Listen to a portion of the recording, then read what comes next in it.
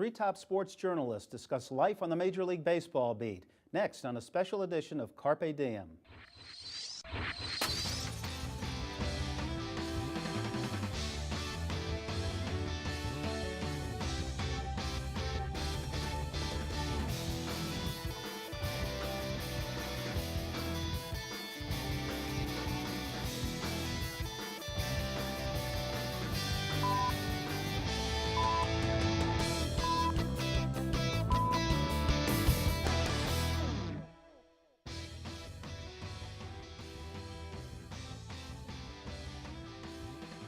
Hello, I'm Mark Rosenwig, Assistant Professor of Television and Digital Media at Montclair State University.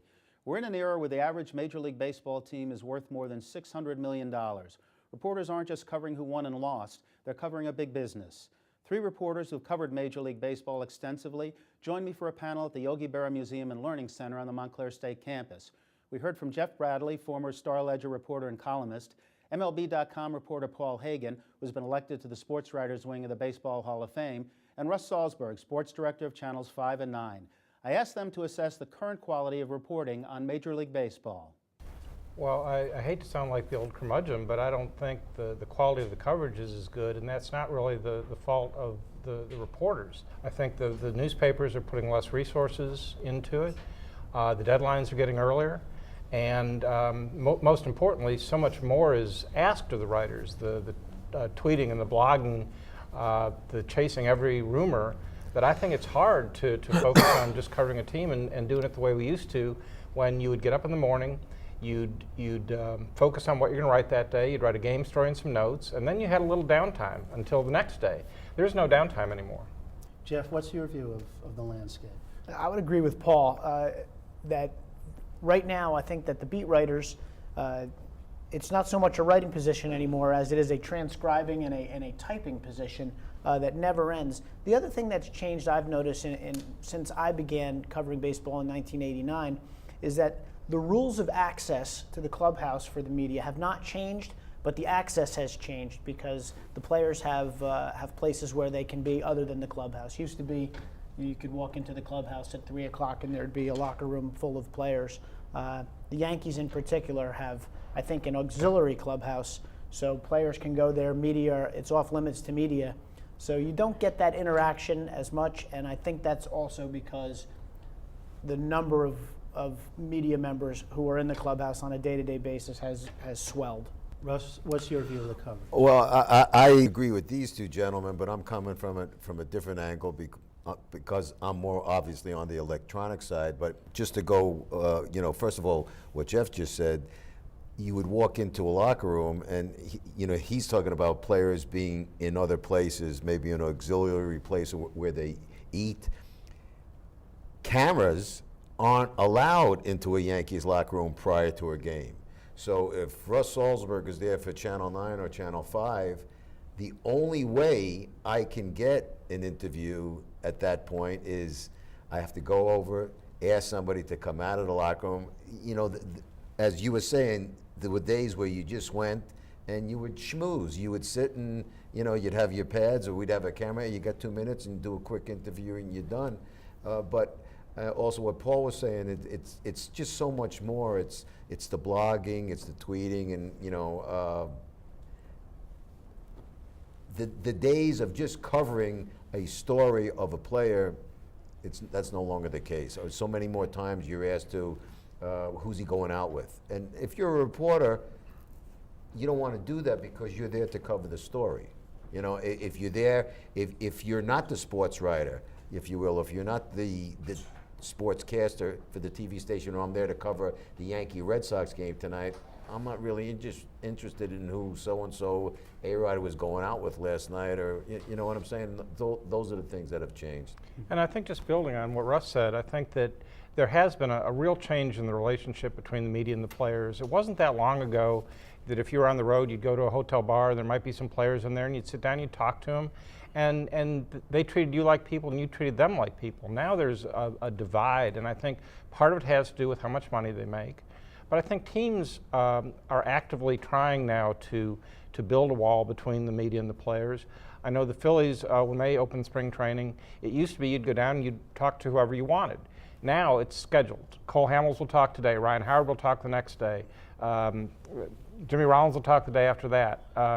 Roy Halladay will talk the day after that. It's very structured, and it makes it a lot harder to do any kind of independent reporting, because if you go to the player before that or after that, they'll either say, well, I'm going to talk Wednesday, or I already talked Wednesday. So it's hard to develop the kind of relationships, I think, with players that you used to be able to understand them more as people. And I do think Russ also touched on the thing, though, that there is so much these days with Facebook and Twitter. If a player's out having a beer and somebody takes a picture of it and puts it out on Facebook, it makes the guy look bad. So I think they're a little gun shy too.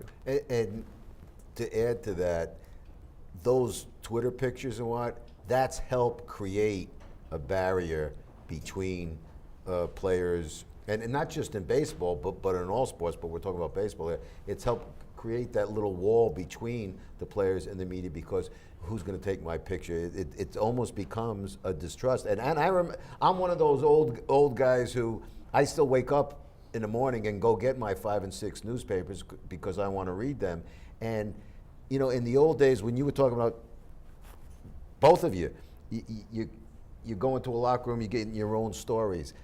If you read a lot of the papers today, or on TV, the same thing, it's the same sound bites, it's the same stories, because the access is limited. And therefore, you can't go out and get your own stories in the old days like you used to, or as many of the old stories. It's hard to, pin a guy down, because as you said, Cole Hamels is available on one day. This guy's available, BCC or whoever. Just the way it works out. The thing about baseball, there's a history in the game of baseball with the Baseball Writers Association, that the clubhouse was where the writers went to work. And it's a history that the players and the clubs still try to respect, which is what makes baseball different than the NFL or the NBA, where before a game you would never be allowed in those locker rooms. The day-to-day aspect of baseball, 162 games, day after day after day, the writers, there's a long history of the way the game is covered, which begins, believe it or not, at around 3 o'clock in the afternoon for a 7 o'clock game. But now the game, they've tried to become the more structured in their access, the way the other sports have. And they've done a pretty good job of it. Right. Well, are they trying to control the access because they're worried about so-called new media and a message getting out that doesn't show them and their team and their player in a favorable light? Is that really what it's about? And on top of the huge financial investments that they have? I don't know if it's just because of a huge financial investment. I just think, there were so many things today. I mean, you have young kids making a lot of money, and I do think in certain instances, they try to protect the athlete, but certain places, I mean, Jeff, I see you out and about. I mean, your access, for example, to the Mets is much greater as it is to the Yankees, and but nobody wants to talk to the Mets. But I say that as a frustrated Mets fan. No, but and believe me, the Yankees are my station. I love covering them. We host the post-game shows, but that's just, I'm not saying nothing that's blasphemy, but I don't have access prior to a game. It makes your life difficult. I think it's just controlling the message. I think teams want to control the message these days, and I think they understand that if a player is standing in front of 20 people with television cameras, he's much less likely to blurt out something than he would if he was just talking to somebody one-on-one. Mm-hmm. Okay. How many of you use Facebook and Twitter to send messages to your readers, to your audience? And how do you find it useful, or do you find it useful as a reporting tool to get information?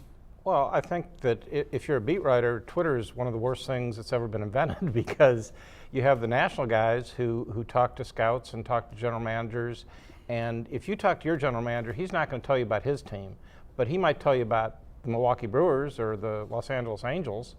So now you have the national guys tweeting stuff, and of course then you get the follow-up call, you got to check into this.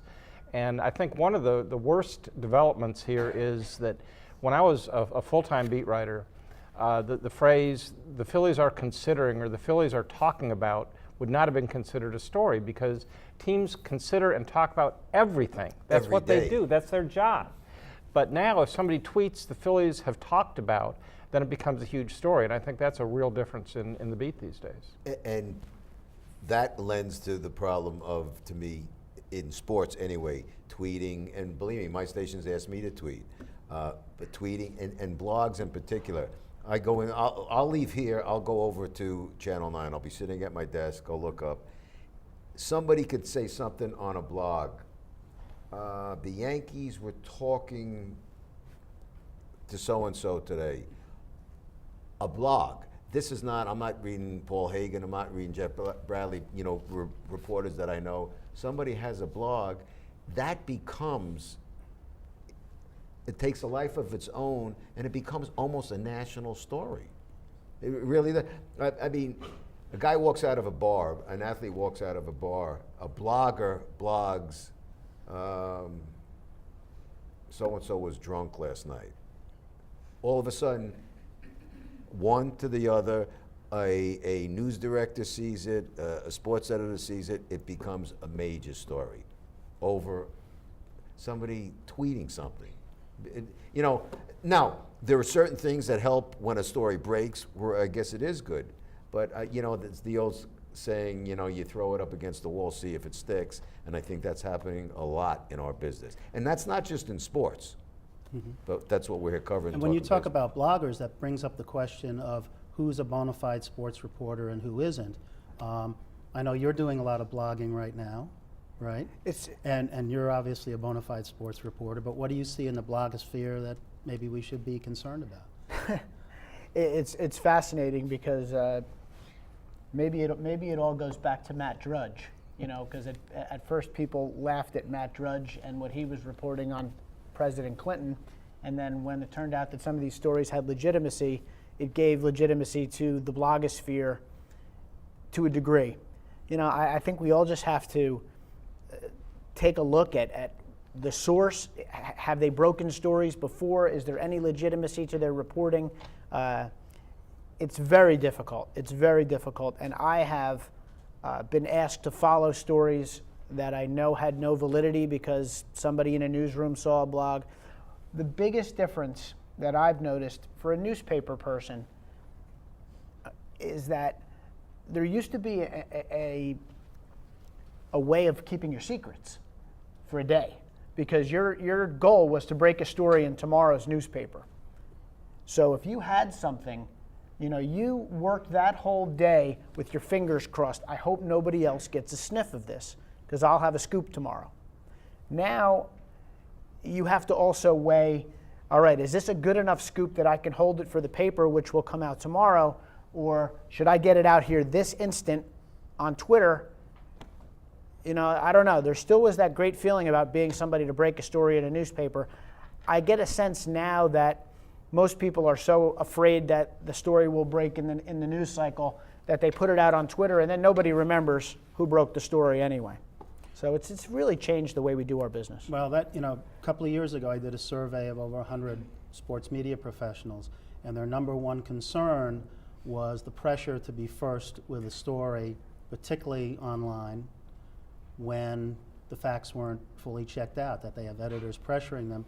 What's your experience with that? I mean, Russ, you talked about potential of a news editor or news director or somebody hovering over saying, how come they have it and we don't? And you're saying, well, we're trying to confirm it, right? Well, my very first news director, great guy, was up in Toronto.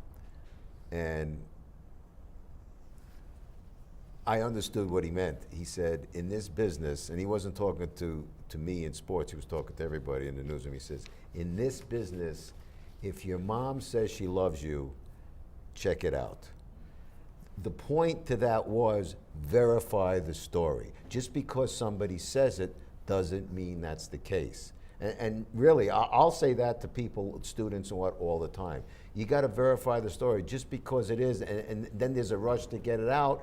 Get it out if it's so-so, as opposed to we're worried about it being right, because if we're wrong, the same people who are rushing us to get it out If we're wrong, we're going to get smacked in the mouth pretty good. Why didn't you cross your T's and dot your I's? So it becomes a catch-22 situation to be the first one out there. It really hits more with these two gentlemen, Paul and Jeff, because in the newspaper business, it's just you want to get it out, and it's And tough. I think a classic example of that is I've seen tweets that have said, "I'm hearing such and such, haven't confirmed it yet." Or you'll hear somebody, I'll be driving in a car, a caller calls up. I'm hearing somebody's, who's telling you? The guy who's driving a dump truck? I mean, where's it come from? But somebody hears that, and all of a sudden, it's a snowball effect. It's crazy. And I have a story like that too. I was listening to the sports station in Philadelphia, the sports radio talk station, and somebody called in and said the Eagles had done something. They spent an hour discussing whether or not it was a good move before realizing that it wasn't even true. Right. And then they had to stop. And I think that's what you're talking about, Mark, that the lines have really been blurred, and not to the advantage, I think, of the people who do this for a living. The opinion or the news or the whatever of somebody sitting in the stands watching a game seems to carry almost the same weight as somebody who gets out there at 3 o'clock in the afternoon and works it all day and all night. And there's something really not quite right about that, I think. Why do you think it's that way? And what do we need to do? Is there any way to fix it or address it, or is it an No. individual I don't think situation? there's any turning back. Honestly, I don't necessarily. People have tried to convince me that different is not necessarily bad.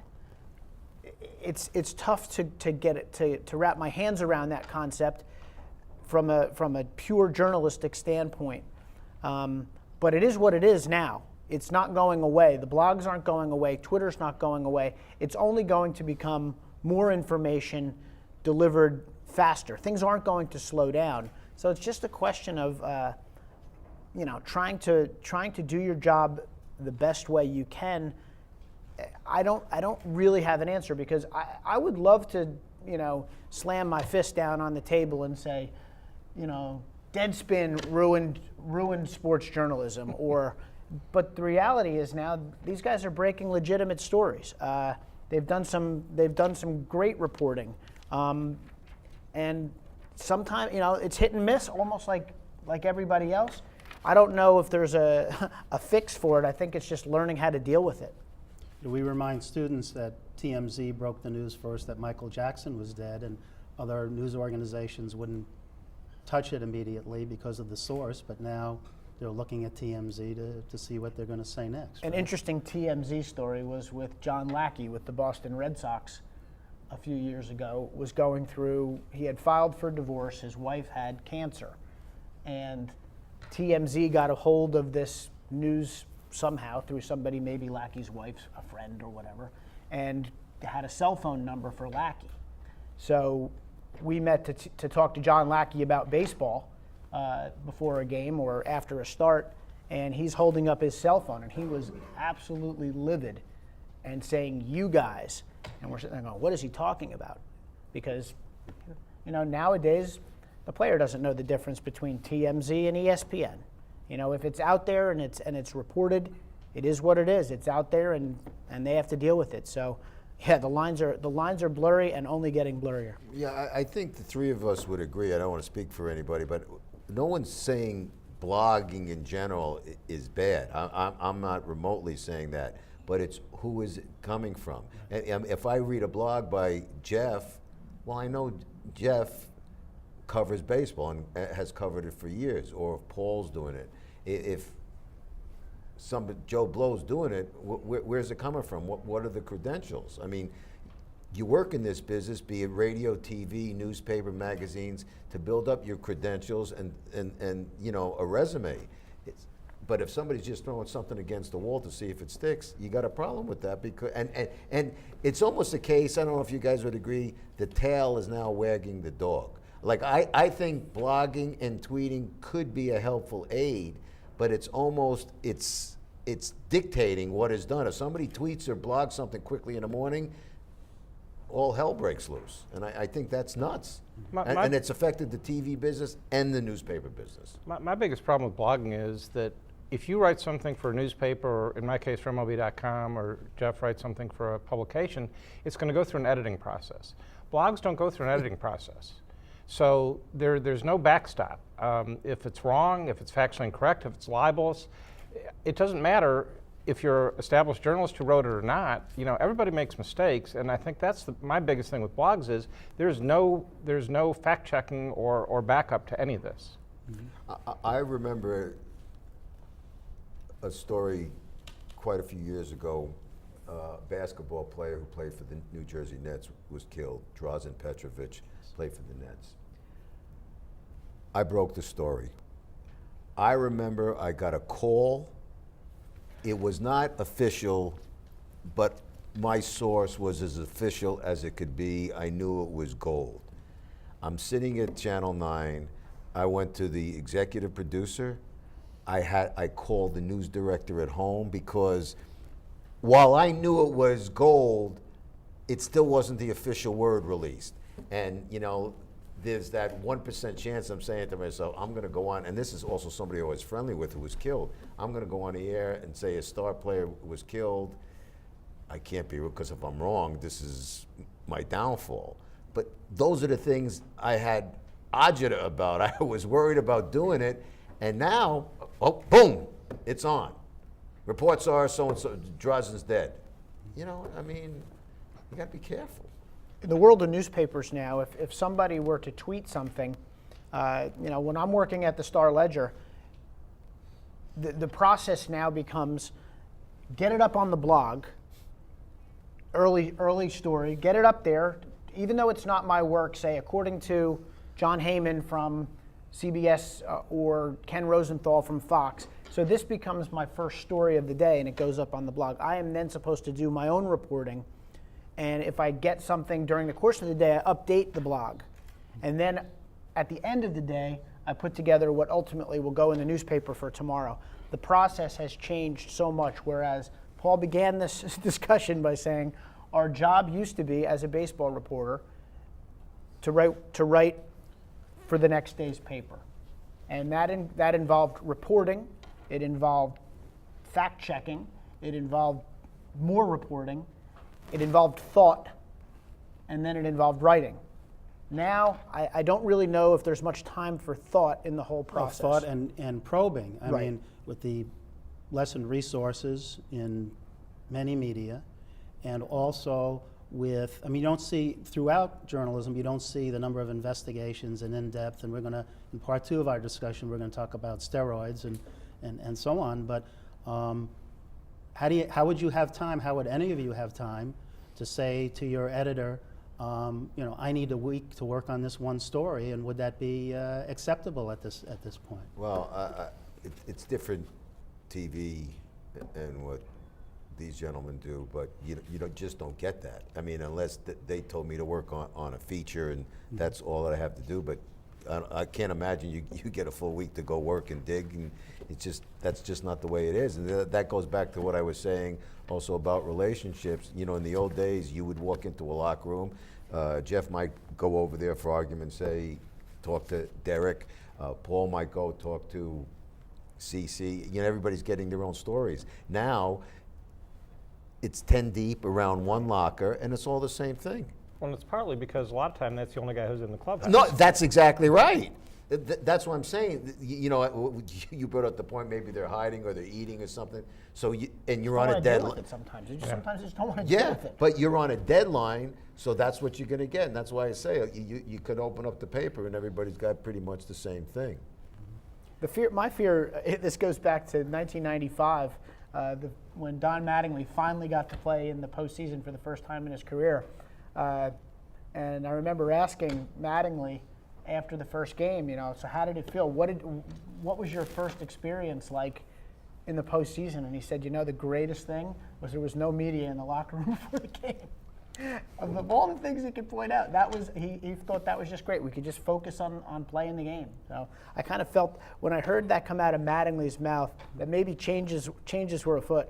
Now, the way things are set up today, you've talked about less access and so on. This is kind of the opposite of what we grew up on, because I covered sports at one point and baseball spring training in Miami and so on, where you would have this access. And of course there are the famous or infamous stories about writers writing on the train when they used to travel on the train from town to town, and the famous story of what Babe Ruth in a bathrobe being chased by a woman through the club car or whatever, to what we have today. And the real question is,